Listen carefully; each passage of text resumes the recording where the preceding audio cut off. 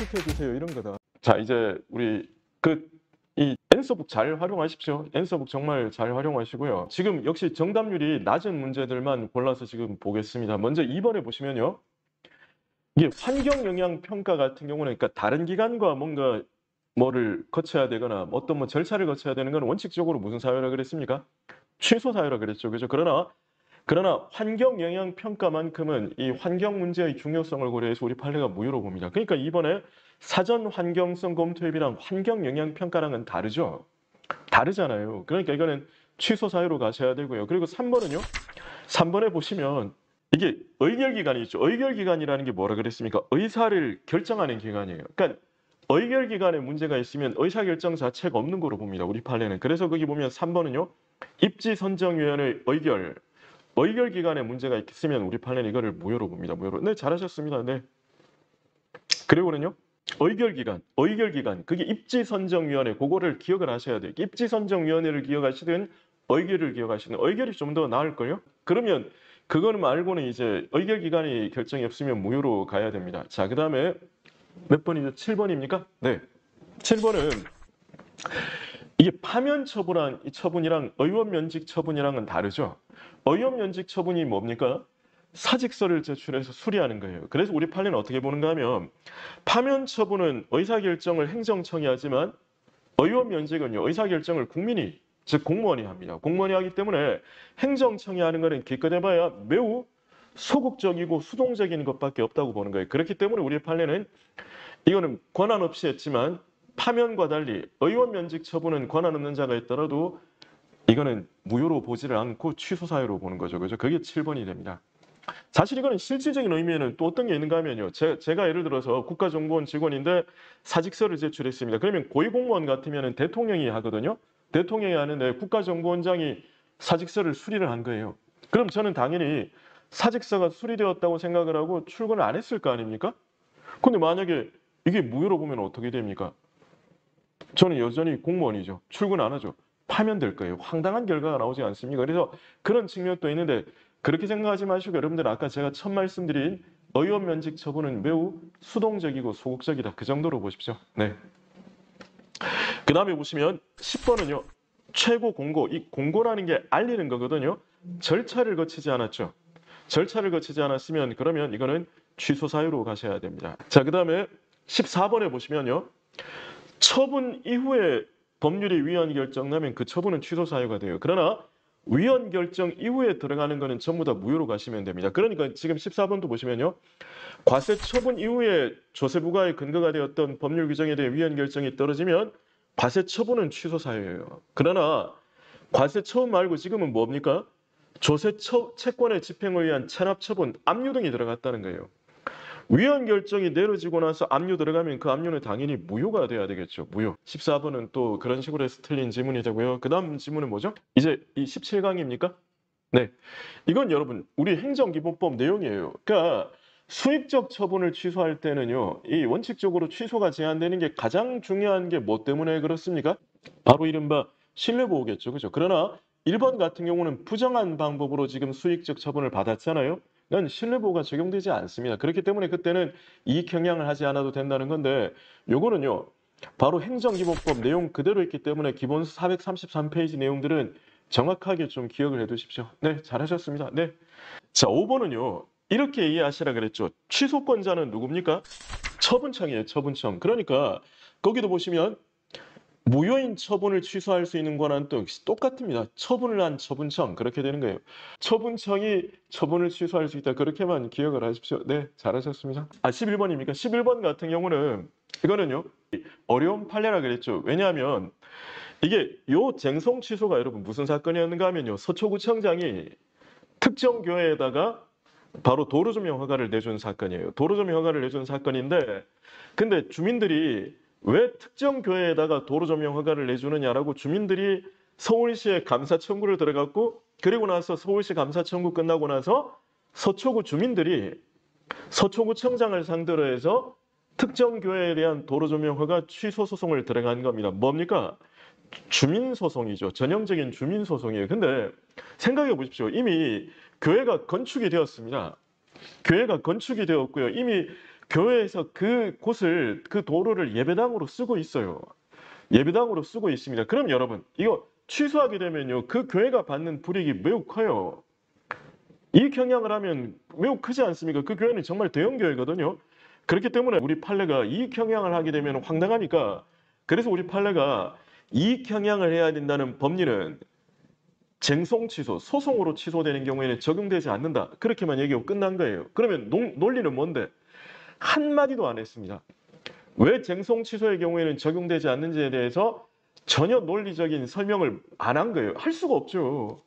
그냥 그런데 이제 그 사실관계만 생각하셔서 그래서 아 그런 경우에는 안 되더라. 그렇게만 기억을 해 두십시오. 자, 그다음에 보시면요. 아 이제 18강으로 들어갔습니까? 원래 여러분 확약은요. 확약 자체는 행정절차법에 규정이 없었죠. 근데 작년에 행정절차법이 개정되어 시행되면서 확약에 대한 규정이 들어온 거예요. 근데 확약도 약속이거든요. 약속을 하면 지켜야 될 거 아닙니까? 그렇기 때문에 확약에 대해서도 우리 행정절차법에서 좀 규정을 두고 있는데 그중에 하나가 약속을 하면 어차피 지켜야 됩니다. 처분을 할 때는요. 명확하고 신중하게 하도록 하기 위해서 문서로 해야 되거든요. 약속도 어차피 지켜야 되기 때문에 행정절차법에 따르면 문서로 하도록 되어 있습니다. 자, 그 다음에 보시면 7번은요. 가행정행위의 가짜가 무슨 가짜라 그랬습니까? 임시가짜라 그랬죠. 임시가짜. 임시가짜라 그랬죠. 그죠? 그러니까 임시적인 행정행위는 언제든지 최종적으로 뒤집어질 수가 있는 거예요. 그렇기 때문에 가행정행위는 행정청이 얼마든지 바뀔 수가 있습니다. 그러니까 행정청이 바꿀 수 없는 힘 뭡니까? 불가변력이죠. 그래서 불가변력. 자, 그다음에 또 18번에 보시면 공청회도 절차 아닙니까? 그래서 이제 취소 사유가 됩니다. 근데 그게 그 재결주의 취할 이유가 없거든요. 근데 네, 그래서 그냥 어쩔 수 없이 이건 외우시라는 거고요. 그 다음에 또 봅시다. 18강 끝이 났습니까? 이제 네. 그러면 20강으로 넘어갑니까? 네. 아니 여러분 이렇게 이해하십시오. 행정조사에 대해서는요. 2006년도에 행정조사 기본법이 만들어졌거든요. 행정조사 기본법이 만들어졌다는 말은 이제는 행정조사에 대해서는 행정조사 기본법에 의해서 따르게 되지 않습니까? 그 말은 여러분 행정절차법이 없기 때문에 둔 거예요. 그래서 행정절차법은 조사 절차에 대한 규정을 두고 있다. 그러면 틀린 지문이 됩니다. 네. 그 다음에요. 21강으로 넘어갑니까? 네, 보시면 우리 왜 이유 제시 안 해도 되는 경우 있죠. 세 가지. 세 가지 어떻습니까? 이유 사실 안 궁금한 거 있죠. 신청 내용을 그대로 인정하는 경우. 그리고는요. 두 번째, 세 번째는 뭡니까? 항상 나오는 예외 긴급한 경우. 그 다음에 하나가 뭐죠? 또 뭡니까? 단순 반복적인 또는 경미한 처분으로 당사자가 이유를 명백히 할 수 있는 경우. 근데 이게 세 가지 경우인데 단순하고 경미하다는 게 사실은 중요한 게 아니라 단순 반복 또는 경미한 처분으로서 당사자가 이유를 명백히 알 수 있는 경우 알고 있을 수 있기 때문에 그런 거예요. 자, 세 가지요. 다시요. 신청 내용을 그대로 인정하는 처분. 두 번째는 단순 반복 처분 또는 경미한 처분으로서 이유를 명백히 알 수 있는 경우. 세 번째가 긴급한 경우. 근데 두 번째, 세 번째는요. 긴급하다는 이유로 또는 상대방이 알 수 있다는 이유로 이유 제시를 생략을 하면 나중에라도 요청을 하면 이유 제시를 해야 됩니다. 이유 제시를 해야 되는데 그러나 신청 내용을 그대로 인정하는 처분의 경우에는요. 요청하더라도 이유 제시할 필요 없습니다. 그게 2번이 되겠죠. 그 다음에는요. 4번은요. 여러분 이유 제시하는 취지가 왜 그렇습니까? 이유 제시하는 게요. 이유 제시하는 이유가 뭐 때문에 그렇습니까? 상대방이 불복을 할 때 상대방이 불복을 들어갈 때 그때 어떻게 해요? 그러니까 상대방이로 하여금 다툴 때 어떤 거를 다툴지에 대해서 좀 편의를 제공하는 기능이 사실은 커요. 그렇기 때문에 이유 제시는요. 몇 월 며칠 몇 시에 그러니까 너 임마 음주운전 했잖아. 그러면 안 되고 몇 월 며칠 몇 시에 어디에서 음주운전 했기 때문에 이렇게 딱 구체적으로 해줘야 됩니다. 해줘야 되는데 근데요. 거기 우리 판례가 이유 제시를 사실은 매우 구체적으로 안 했지만 이유 제시를 매우 구체적으로 안 했지만요. 한 거랑 거의 같은 경우 그게 바로 뭡니까? 4번에 보시면 처분 당시 당사자가 어떠한 근거와 이유로 처분이 이루어진 것인지를 충분히 알 수 있어서 불복으로 나아가는데 아무런 지장이 없다. 그럼 여러분 이미 다 된 거 아닙니까? 그러니까 그때는 상당한 정도로만 제시하면 충분하다는 게 우리 판례 입장이 되는 겁니다. 네, 아실 수 있겠죠? 10번입니까? 사전 통지하는 이유가 뭐 때문에 사전 통지한다 그랬습니까? 사전 통지하는 이유가 소명 기회 주는 데 있다 그랬죠. 그러니까 사전 통지를 할 필요 없다는 말은요. 소명 기회를 줄 필요도 없다는 거예요. 예를 들면 이런 거 아닙니까? 우리 왜 사전 통지 안 해도 되는 경우 대표적인 게 뭡니까? 처분의 성질상 그죠? 이 의견 청취가 곤란한 경우 어떤 경우 있었다 그랬습니까? 출국 금지 명령. 출국 금지 명령 사전에 통보하면 야, 너 저기 10월 5일에 출국 금지될 거다. 그러면 지금 다 튄다 그랬죠. 그러니까 사전 통지할 필요 없다는 말은 의견을 들을 필요도 없는 경우입니다. 그래서 그 내용들이 거기에 나오고 있고요. 자, 그다음에 보시면요. 24번은요. 이게 행정절차법은 행정청이 할 때 적용이 되지 않습니까? 그런데 거기 보시면 추모공원 건립추진협의회는요. 이게 추모공원이 필요한데 보통 사람들이 집값 떨어진다고 자기 동네는 안 쓰려고 하잖아요. 그러면 그 지역에 그나마 덕망 있는 그런 뭐 어떤 시민사회 활동가, 종교인들, 언론인들 이런 사람들로 구성된 그런 것들이 이른바 추모공원 건립추진협의회니까 행정청이 아니에요. 그렇기 때문에 행정절차법을 지킬 필요 없다. 그게 거기에 나오고 있죠. 그죠? 자, 그다음에 공청회는 여러분 저 청문이 10일이죠. 청문과 의견 청취가 의견 제출이 10일이고 공청회는 14일이죠. 10일보다 좀 더 길어야 되겠죠. 그죠? 이게 거기 나오는 내용이니까요. 네, 14일이죠. 그죠? 그다음에 또 보시면요. 이제 22강 내용인데 이게 법이 바뀌었다 그랬죠. 옛날에는요. 이게 개인 정보를 보호하는 방식은 크게 두 가지입니다. 개인 식별형과 프라이버시형이 있습니다. 근데 우리나라는요. 초기에는 제일 처음 정보공개법을 만들 때는요. 정보공개법을 만들 때는 처음에는 개인 식별형으로 했었어요. 그러니까 뭐냐면 성명, 주민번호 등 특정인을 식별할 수 있는 정보.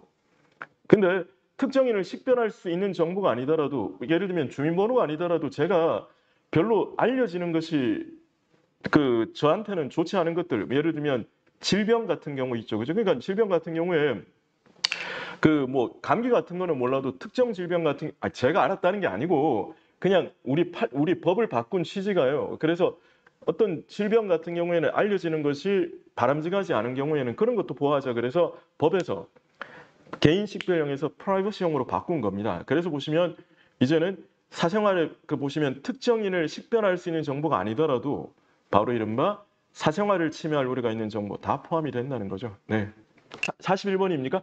이건 여러분 이게 정보공개 청구 들어가면 며칠 내로 합니까? 며칠 내로 결정을 합니까? 10일이죠. 10일.